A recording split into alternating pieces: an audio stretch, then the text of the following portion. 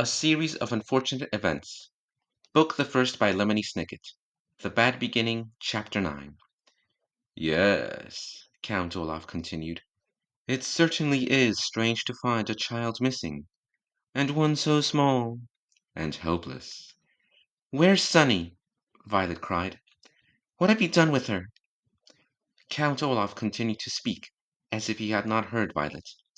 But then again, one sees strange things every day.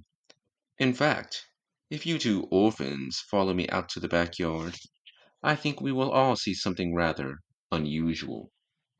The Baudelaire children didn't say anything, but followed Count Olaf through the house and out the back door.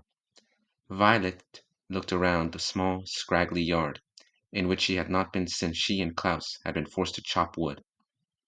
The pile of logs they had made was still lying there untouched, as if Count Olaf had merely made them chop logs for his own amusement, rather than for any purpose. Violet shivered, still in her nightgown, but as she gazed here and there she saw nothing unusual. You're not looking in the right place, Count Olaf said. For children who read so much, you two are remarkably unintelligent. Violet looked over in the direction of Count Olaf, but could not meet his eyes. The eyes on his face, that is. She was staring at his feet, and could see the tattooed eye that had been watching the Baudelaire orphans since their troubles had begun. Then her eyes travelled up Count Olaf's lean, shabbily dressed body, and she saw he was punching up with one scrawny hand. She followed his gesture and found herself looking at the forbidding tower. It was made of dirty stone, with only one lone window, and just barely visible in the window was what looked like a bird cage. Oh no! Klaus said in a small, scared voice, and Violet looked again. It was a bird cage, dangling from the tower window like a flag in the wind. But inside the bird cage she could see a small and frightened Sunny. When Violet looked closely, she could see there was a large piece of tape across her sister's mouth, and ropes around her body. She was utterly trapped. Let her go, Violet said to Count Olaf. She has done nothing to you. She's an infant. Well now, Count Olaf said, sitting on a stump, if you really want me to let her go, I will. But surely even a stupid brat like you might realize that if I let her go, or, more accurately, if I ask my comrade to let her go, poor little Sunny might not survive the fall down to the ground. That's a 30-foot tower, which is a very long way for a very little person to fall, even when she's inside a cage. But if you insist... No! Klaus cried. Don't!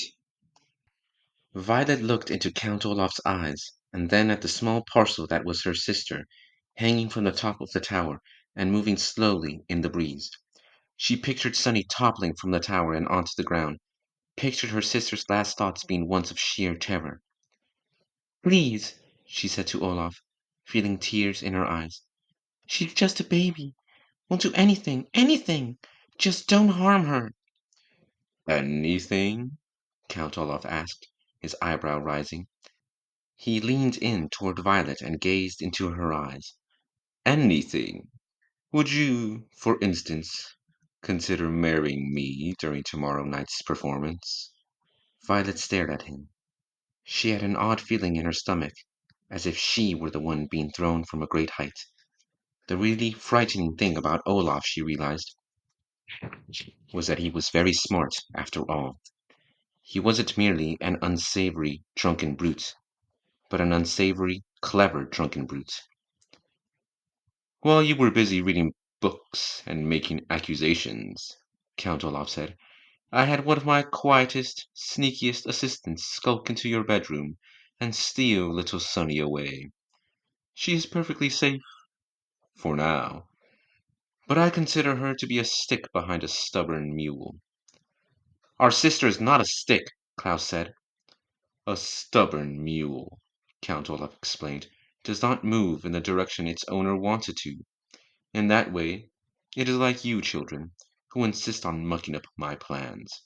Any animal owner will tell you that a stubborn mule will move in the proper direction if there is a carrot in front of it and a stick behind it. It will move toward the carrot because it wants the reward of food, and away from the stick because it does not want the punishment of pain. Likewise, You will do what I say to avoid the punishment of the loss of your sister, and because you want the reward of surviving this experience. Now, Violet, let me ask you again. Will you marry me? Violet swallowed and looked down at Count Olaf's tattoo. She could not bring herself to answer. Come now, Count Olaf said, his voice faking, a word which here means feigning, kindness. He reached out a hand and stroked Violet's hair. Would it be so terrible to be my bride? To live in my house for the rest of your life? You're such a lovely girl. After the marriage, I wouldn't dispose of you like your brother and sister. Violet imagined sleeping beside Count Olaf and waking up each morning to look at this terrible man. She pictured wandering around the house, trying to avoid him all day, and cooking for his terrible friends at night, perhaps every night, for the rest of her life. But then she looked up at her helpless sister and knew what her answer must be. If you let Sunny go, she said, finally, I will marry you. I will let Sunny go, Count Olaf answered, after tomorrow night's performance. In the meantime, she will remain in the tower for safekeeping. And, as a warning, I will tell you that my assistants will stand guard at the door to the tower staircase in case you were getting any ideas. You're a terrible man, Klaus spat out, but Count Olaf merely smiled again. I may be a terrible man, Count Olaf said, but I have been able to concoct a foolproof way of getting your fortune, which is more than you've been able to do. With that, he began to stride toward the house. Remember that, orphans, he said. You may have read more books than I have, but it didn't help you gain the upper hand in this situation. Now, give me that book which gave you such grand ideas, and do the chores assigned to you. Klaus sighed and relinquished, a word which here means gave to Count Olaf, even though he didn't want to, the book on nuptial law. He began to follow Count Olaf into the house, but Violet stayed still as a statue. She hadn't been listening to the last speech of Count Olaf's, knowing it would be full of the usual self-congratulatory nonsense and despicable insults.